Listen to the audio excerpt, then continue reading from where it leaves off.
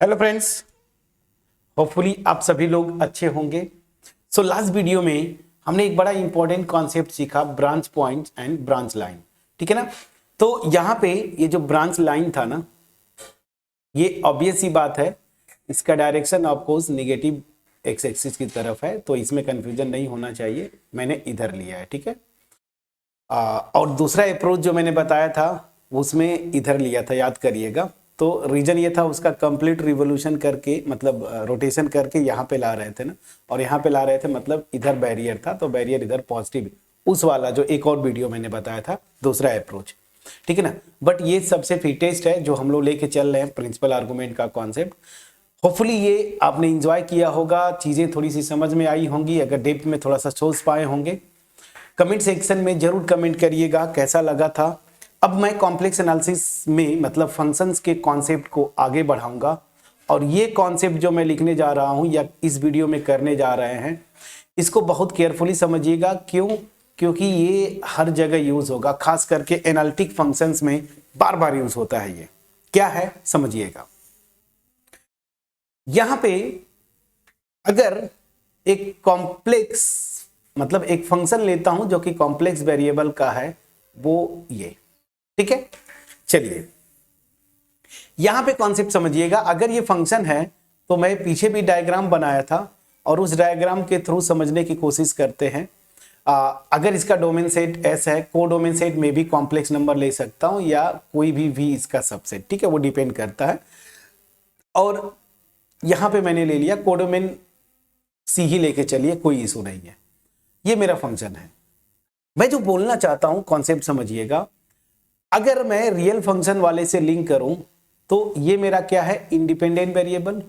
ये z यहां पे, ये z कहां पे होगा, ध्यान दीजिएगा, यहां पे होगा। और इसकी जो इमेज आ रही है ना, वो यहां पे, जिसको मैं w बोल रहा हूं, और w है क्या, f ऑफ z, मतलब इमेज, इस z की इमेज इस f के अंदर।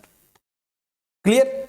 अब जो मैं कॉन्सेप्ट बताना चाहता हूं उसको समझिएगा। तो z अगर इंडिपेंडेंट वेरिएबल है, अगर मैं रियल फंक्शन से लिंक करूं तो ये मेरा क्या है, डिपेंडेंट वेरिएबल, ऐसे समझ सकते हैं।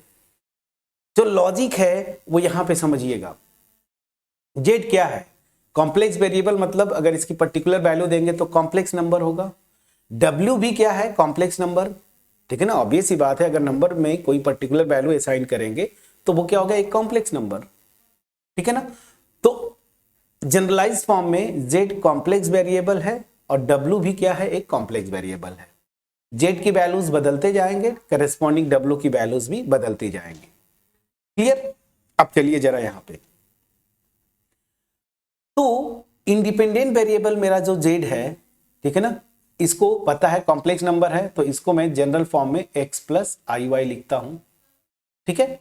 और w भी मेरा क्या है, एक कॉम्प्लेक्स नंबर है, तो इसको मैं लिख सकता हूं u प्लस आई वी, ठीक है। अब ध्यान दीजिएगा, मैं जो लिंक करना चाहता हूं, जो कॉन्सेप्ट बताना चाहता हूं, ये इंपॉर्टेंट है, यहां से समझिएगा। तो यहां पे u जो आता है ना, मतलब w की जो वैल्यू है, तो u यहां पे रियल पार्ट है इस w का, और v भी क्या है, v क्या है, इमेजिनरी पार्ट है। तो ये जो रियल पार्ट है ना, ये फंक्शन होगा किसका, ये देखिए x और y का, यहां पे जो x y है ना, इसका फंक्शन होगा। उसी तरीके से v जो होता है ना, ये भी क्या होता है, फंक्शन ऑफ x y। मतलब ये दोनों u और v डिपेंडेंट वेरिएबल वाले में जो आ रहे हैं, ये दोनों फंक्शंस होते हैं x और y, मतलब रियल वेरिएबल्स x और y के फंक्शंस होते हैं। ये कॉन्सेप्ट समझना है इंडिविजुअली। मतलब डिपेंडेंट वेरिएबल जो आया, अगर फंक्शन इस तरह से डिफाइंड है, तो इसका रियल पार्ट और इमेजिनरी पार्ट, ये दोनों एक्स वाई के फंक्शंस होते हैं। मैं समझा पाया कि नहीं फ्रेंड्स? प्लीज बोलिएगा, ठीक है ना। ये एक्स वाई के फंक्शंस होते हैं। अब ये चीज समझ में आ गया। तो अगर ऐसे आप देखें तो u को मैं बोल सकता हूं, अगर ऐसे समझे तो R2 टू R फंक्शन हो गया, और v को अगर मैं बोलूं तो ये भी क्या है, R2 टू R फंक्शन हो गया, ठीक है। मैं समझा पाया कि नहीं? प्लीज बोलिएगा। तो ये मेन कॉन्सेप्ट था। तो मैं अल्टीमेट बोलना क्या चाहता था कि कोई भी अगर कॉम्प्लेक्स फंक्शन डिफाइंड है, ठीक है ना। तो उसको दो पार्ट में मैं लिख सकता हूं, रियल पार्ट और इमेजिनरी पार्ट। रियल पार्ट और इमेजिनरी पार्ट्स दोनों जो होते हैं ना, यहाँ पे z इजकल टू अगर x प्लस आई वाई लिखता हूं तो x और y रियल वेरिएबल्स है, उनके फंक्शंस होते हैं। मैं समझा पाया कि नहीं, प्लीज बोलिएगा। तो अब ये चीजें मैं बताया। अब आपको जब तक मैं एग्जाम्पल लेके ना करूं ना, आपको थोड़ा थोड़ा डाउट रहेगा। मैं जो नॉन एग्जाम्पल्स करवाया था, ऊपर एग्जाम्पल्स लिए हैं, उसी को मैं बात करता हूं, उसी पे आऊंगा मैं। सो मैं एक एग्जाम्पल लेता हूं और एग्जाम्पल के थ्रू आपको एक्सप्लेन करूंगा तो समझ में आएगा। देखिए एफजेड को मैंने, चलिए मैं डायरेक्ट लिखता हूं, डोमेन ये सब नहीं, वो पहले भी डिफाइन कर चुके हैं। तो डोमेन मतलब एफ फ्रॉम सी टू सी होगा कि कहां से कहां, वो चलिए वो अंडरस्टूड है, ठीक है ना। हायर मैथ्स में यहाँ पे अंडरस्टूड है कि जो डोमेन होगा उसको आप उसके अकॉर्डिंगली कर लेंगे। मैं सीधे फंक्शन पे आता हूँ, F Z equal to Z square, जो सबसे बेसिक एग्जाम्पल हमने लिया, ठीक। अब मुझे, मैं जो ये बता रहा था ना, इस पे आपको फोकस करना है कि वाकई जो W होता है इसका रियल पार्ट भी आता है और इमेजिनरी पार्ट भी आता है, और दोनों फंक्शन आप एक्स वाई होंगे। इस एग्जांपल से परफेक्टली समझ में आएगा। तो चलिए, अगर मैं Z को, जो इंडिपेंडेंट वेरिएबल, देखिए ये, इसको अगर मैं x प्लस आई वाई लेता हूं, ठीक है ना, तो यहां से ये जो W की वैल्यू है जेड स्क्वायर, ये क्या आएगा, तो जेड स्क्वायर कैलकुलेट कर लीजिए। तो Z square X plus I Y इसका होल स्क्वायर होगा। तो a प्लस बी का होल स्क्वायर, तो a square plus B square, तो आई वाई का स्क्वायर करेंगे तो आई स्क्वायर वाई स्क्वायर मतलब minus Y square, plus 2ab तो प्लस 2i एक्स वाई, ठीक है ना। बस अब ये मैंने थोड़ा सा कैलकुलेशन कर लिया। अब यहां पे आता हूं, तो इस केस में मेरा W क्या होगा, जेड स्क्वायर जो है वो, देखिए जेड स्क्वायर की वैल्यू ये आ रही है, तो इसको मैंने लिखा X square minus Y square this plus I times 2xy लिख दिया। अब जो मैं बोल रहा था, लिंक करिए।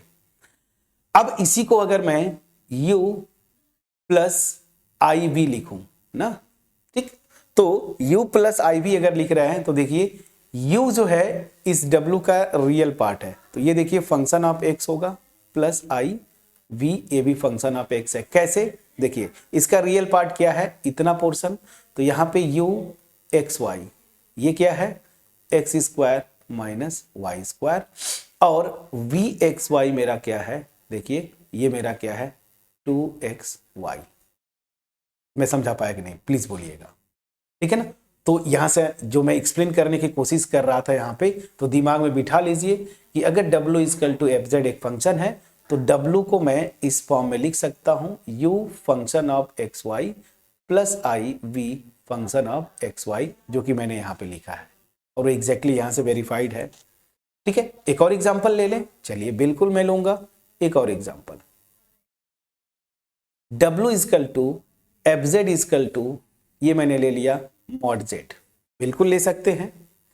तो यहां पे भी अगर जेड को आप x प्लस आई वाई लेते हैं, ठीक है ना, तो मॉड जेड क्या हो जाएगा, मॉड जेड आप जानते हैं स्क्वायर रूट में रियल पार्ट का स्क्वायर प्लस इमेजिनरी पार्ट का स्क्वायर। क्लियर है। तो चलिए अब यहां पे मॉड जेड ये आ गया, तो W को मैं क्या लिख सकता हूं, ध्यान दीजिए, स्क्वायर रूट में X square plus Y square plus imaginary part, देखिए ये जीरो है, तो मैं लिख सकता हूं ना 0 इंटू आई या आई इंटू जीरो, ठीक। तो अगर आप u एक्स वाई इसको लिखेंगे इस तरीके से, plus I V X Y, तो यहां से क्या आ रहा है, मेरा रियल पार्ट इस W का, वो तो ठीक है मेरा, वो क्या आ रहा है स्क्वायर रूट में X square plus Y square, but V X Y मेरा क्या आ रहा है, this is zero, imaginary part इसका क्या आ रहा है, जीरो। मैं समझा पाया कि नहीं फ्रेंड्स। अब कभी कभी क्या होता है, एनालिटिक फंक्शंस वगैरह जाएंगे ना, तो इसको मैं क्या बोलूंगा, कार्टेशियन फॉर्म ना, एग्जांपल जितने भी लिया कार्टेशियन फॉर्म में। अब कभी क्या होता है, पोलर फॉर्म में भी कन्वर्ट करने को देता है, तो एक एग्जांपल पोलर फॉर्म में मैं ले लेता हूं, ठीक है ना। चलिए, और मैं सेम एग्जांपल लेता हूं, यही वाला पोलर फॉर्म में भी सेम एग्जांपल मैं लेता हूं।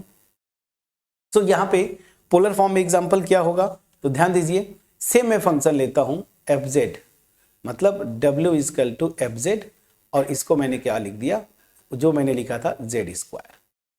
ठीक, तो यहां पे ध्यान दीजिएगा, यहां पे अगर पोलर फॉर्म में आप कन्वर्ट करते हैं तो यहीं पे मैं एक अलग से पहले बता देता हूं, फिर उसके बाद मैं यहां पे लिखता हूं। तो ध्यान दीजिए, अगर W equal to F Z एक फंक्शन है, ठीक है ना, तो Z को अगर मैं पोलर फॉर्म में लिखता हूं R e to the power I theta, ठीक है ना, ये पोलर फॉर्म में अगर लिख दिया मैंने, तो ये W को मैं इस तरीके से लिख सकता हूं, इसका भी रियल पार्ट आएगा और इमेजिनरी पार्ट आएगा, ठीक है ना, इमेजिनरी पार्ट आएगा। लेकिन ध्यान दीजिएगा, यहां पे जो रियल और इमेजिनरी पार्ट होंगे, जैसे यहां पे देखिए जेड को x प्लस आई वाई ले रहे थे, तो रियल और imaginary part function of X Y आ रहे थे, और यहां पे क्या है, पोलर कोऑर्डिनेट में आर थीटा होता है, तो दैट मीन्स यू जो है मेरा आर थीटा का फंक्शन होगा, उसी तरीके से वी भी जो है आपका आर और थीटा का फंक्शन होगा। मैं समझा पाया? अब चलिए इस एग्जांपल में आता हूं।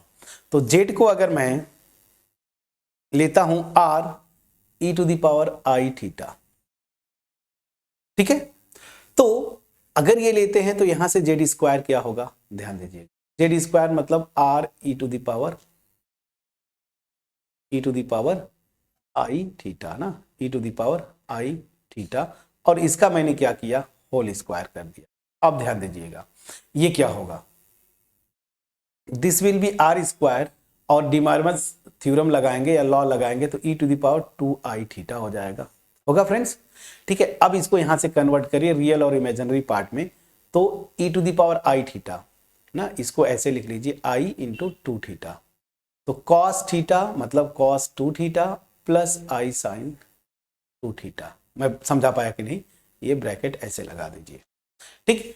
तो अल्टीमेट जो मेरा W आ रहा था यहां पे, वो हो क्या जाएगा, इसको देखिए, इसको मैं लिख सकता हूं R square cos 2 theta plus I times R square sine 2 theta, ठीक है, ये हो गया। तो यहां पे अब मैं इसको अगर लिखूं रियल और इमेजिनरी पार्ट, तो मैंने बोला था आर थीटा का फंक्शन, ठीक है, plus I V R theta का फंक्शन। तो अगर इन दोनों को कंपेयर करेंगे तो W का जो रियल पार्ट है वो मेरा क्या है, आर स्क्वायर कॉस 2 थीटा, और इसका जो इमेजिनरी पार्ट है वो मेरा क्या है, आर स्क्वायर साइन 2 थीटा, ठीक है, ठीक है।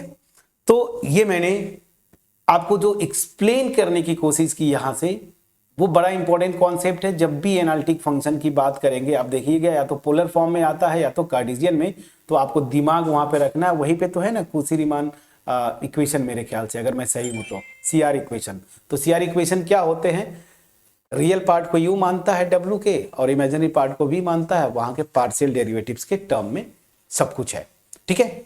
चलिए, तो ये एक बेसिक कॉन्सेप्ट था जो आपको समझना था, वेरी वेरी इंपॉर्टेंट, क्योंकि कॉम्प्लेक्स एनालिसिस पढ़ना है तो ये चीज तो आपको समझना ही समझना था।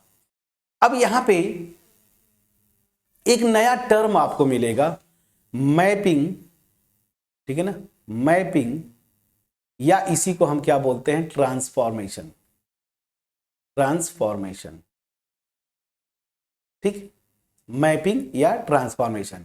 इसका पहले बेसिक हम लोग यहां सीखेंगे। कॉम्प्लेक्स एनालिसिस में आपका अलग से चैप्टर है जिसको हम बोलते हैं कॉन्फॉर्मल मैपिंग, ठीक है ना, और वहां पे बाइलिनियर ट्रांसफॉर्मेशन वगैरह, मोबियस ट्रांसफॉर्मेशन करते हैं। नेट का भी सिलेबस है, तो अगर मेरी पेन ड्राइव वगैरह आपने लिया होगा नेट और नेट के लिए, तो उसमें बहुत डिटेल में हम लोग नेट के क्वेश्चंस भी डिस्कस किए थे। एनीवेज वो अलग इशू है। यहाँ पे आते हैं मैपिंग्स एंड ट्रांसफॉर्मेशन। एक सिंपल सा होमवर्क में दे के जाता हूं, या ये क्लू दे के जाता हूं। रियल फंक्शन जब आप करते थे ना, F from R to R ले लीजिए, या फिर मैं बोल दूं F from A to B, जहां पे ए और बी रियल नंबर्स के सबसेट्स हैं, ठीक है। तो वहां पे हम, आप देखे होंगे ना बुक्स में, या टीचर भी पढ़ाते हैं, मैं भी पढ़ाता हूं, तो टीचर कभी बोलता है कि ये फंक्शन है, let F be a function, या टीचर समटाइम्स बोल देता था let F be a mapping ना, मैपिंग। मैं रियल फंक्शन की बात कर रहा हूँ, बाकी और छोड़ दीजिए, अलजेब्रा वगैरह में जो ग्रुप्स वगैरह का उसका कॉन्सेप्ट छोड़िए, मैं फंक्शन की बात कर रहा हूँ, रियल फंक्शन। तो जनरली टीचर ये बोलता है ना फंक्शन और मैपिंग, तो इसका मतलब फंक्शन बोलता है तब भी वो सही है, मैपिंग बोलता है तब भी सही है। टीचर बोलते थे ना, मैं भी कभी कभी यूज कर लेता हूँ, कभी फंक्शन बोलता हूँ, कभी मैपिंग बोल देता हूँ। तो रियल फंक्शन की जब बात करते थे तो वहां पे फंक्शन बोलिए या मैपिंग बोलिए, दोनों का सेंस मतलब सेम था। लेकिन कॉम्प्लेक्स एनालिसिस में जब आप फंक्शन बोलते हैं और जब मैपिंग या ट्रांसफॉर्मेशन बोलते हैं ना, दोनों का देखिए मतलब तो वही है, लेकिन सेंस अलग हो जाता है। अगर ऐसे देखेंगे तो कुछ भी डिफरेंस नहीं है, फंक्शन ही होता है जो मैपिंग करेंगे हम लोग, लेकिन सेंस अलग हो जाता है, ठीक है ना। तो जब कभी मैपिंग या ट्रांसफॉर्मेशन बोले, उसका मतलब या सेंस मीनिंग थोड़ा सा अलग हो जाता है, ठीक है ना। वो अल्टीमेट फंक्शन ही रहेगा, अगर ऐसे बोले तो फंक्शन ही है, वो कॉम्प्लेक्स फंक्शन ही होगा, लेकिन नाम का मतलब हो जाता है। और वो क्या होता है वो नेक्स्ट वीडियो में हम लोग सीखेंगे। तो नेक्स्ट वीडियो में मैपिंग या ट्रांसफॉर्मेशन, इसका बस बेसिक मैं बताऊंगा, मैं ज्यादा डेप्थ में नहीं जाऊंगा, क्योंकि जब ट्रांसफॉर्मेशन करेंगे अलग से ये चैप्टर है, तो फिर यहाँ पे हम फोकस उतना ज्यादा नहीं करेंगे। तो इसको जो है हम नेक्स्ट वीडियो में मैपिंग या ट्रांसफॉर्मेशन क्या होता है, या मैं यूं बोलना चाहता हूं कि कब हम फंक्शन यूज करते हैं और कब जो है मैपिंग या ट्रांसफॉर्मेशन यूज करते हैं। तो नेक्स्ट वीडियो में मिलते हैं, तब तक अपना ख्याल रखें, पढ़ाई करते रहें। इस वीडियो का जो मेरा एफर्ट है, मैं आपको बिल्कुल बेसिक बैकग्राउंड देना चाहता हूं। मैं आपको एक्चुअली कॉम्प्लेक्स एनालिसिस कैसे पढ़ना है वो सिखाना चाहता हूं, स्टार्टिंग फ्रॉम, ऐसा नहीं मैं ये सीक्वेंस तो अभी स्टार्ट किया, बट उससे पहले 6 to 7 वीडियोस ऑलरेडी मैं अपलोड कर चुका हूं, इस प्लेलिस्ट में आप जाके देखिएगा। तो मैं अननेसेसरली वो चीजें 11th 12th की जो थी वो मैं क्यों आपको बता रहा था, क्योंकि 11th 10th में जो आप सीखे थे वो मुझे पूरा विश्वास है कि अभी तो जो एनसीईआरटी का सिलेबस है वो तो बहुत कुछ कट कर दिया, तो यहाँ पे जो चीजें यूज होंगी वो आधा अधूरा आपने पढ़ा था। तो एक सीक्वेंस के लिए, और मैं फिर से रिक्वेस्ट करूंगा कि आप बिल्कुल फर्स्ट वीडियो से देखते हुए यहाँ पे आए, ताकि आगे के जो कॉम्प्लेक्स एनालिसिस है ना उसको आप विजुअलाइज कर सके। अल्टीमेट मेरा बोलने का मतलब यही है कि विजुअलाइज कर सके। एनीवेज, मिलते हैं नेक्स्ट वीडियो में, तब तक अपना ख्याल रखें, पढ़ाई करते रहें। मेरा एफर्ट अगर आपके पास पहुंच पाया होगा, वीडियो को लाइक करिएगा, फ्रेंड्स के साथ शेयर करिएगा, और अल्टीमेट एक ही चीज मैं बोलता हूं, मेरा जो मोटिव है ना, मास में लोगों के पास क्वालिटी कंटेंट डिलीवर करना, इसमें आप पार्टिसिपेंट बने। मैं बार बार एक ही रिक्वेस्ट करता हूं आपसे। दूसरी चीज, चैनल को जरूर सब्सक्राइब करें। मेरा हायर मैथ्स वाला review, higher classes, higher maths का जो व्यूअर्स हैं फ्रेंड्स, मोर देन 70% व्यूअर्स ऐसे हैं जिन्होंने अभी तक सब्सक्राइब नहीं किया। थोड़ा सा ये डिमोटिवेट करता है। अगर आपको क्वालिटी कंटेंट मिलता है तो फिर एक सब्सक्रिप्शन, बस बेल आइकन क्लिक करना है, सब्सक्राइब जो वहाँ पे आइकन है उसको क्लिक कर देना है, ठीक है ना। तो और इससे हमें अगर मोटिवेशन मिलता है आपके पास, और एनर्जी के साथ में क्वालिटी कंटेंट डिलीवर करने का जो एक संकल्प है वो मैं ले पाऊँ, तो फिर इसमें तो कुछ जाता नहीं है। तो प्लीज़ मैं इसीलिए बोलता हूँ कि आप जितना ज़्यादा हमें सपोर्ट करेंगे ना, उतने लोगों के पास हम पहुंच पाएंगे। हमारा जो मोटिव है उसमें हम उस मोटिव की तरफ आगे बढ़ पाएंगे। तो इन चीज़ों को ध्यान रखें। मिलते हैं नेक्स्ट वीडियो में, तब तक अपना ख्याल रखें। Thank you so much for watching my video.